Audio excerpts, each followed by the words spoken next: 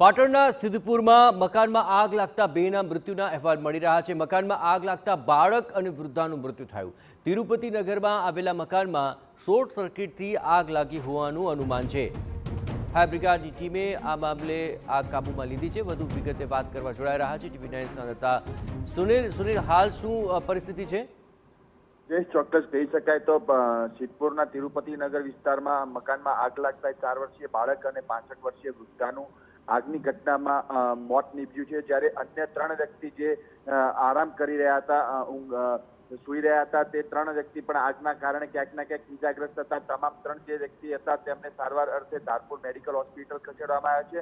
જો આગની ઘટનાની વાત કરવામાં આવે હાલની સ્થિતિમાં તો આગ પર તમામ સંપૂર્ણ રીતે કાબુ મેળવી લેવાયો છે। 2 ફાયરની વાન દ્વારા આગ પર કાબુ મેળવી લેવામાં આવે છે। આગ જે લાગવાનું કારણ છે હાલમાં કહી શકાય તો જે પ્રાથમિક કારણ છે, અનુમાન છે, તે શોર્ટ સર્કિટના કારણે આગ લાગી હોય તેવું અનુમાન કરી અને ફાયર બ્રિગેડની જે તપાસ ટીમ છે તેમજ પોલીસની ટીમ છે તેની તપાસ શરૂ કરી છે।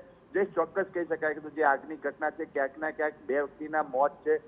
આ જે વિસ્તાર છે ખુલ્લો વિસ્તાર છે, તેમ છતાંય મકાનમાં કેવી રીતે આગ લાગી તેની તપાસ પર ખૂબ મોટો એક વિષય છે। એટલે ચોક્કસ કહી શકાય તો પોલીસ અને ફાયર બ્રિગેડ આ આગના મામલે તપાસ હાથ ધરશે।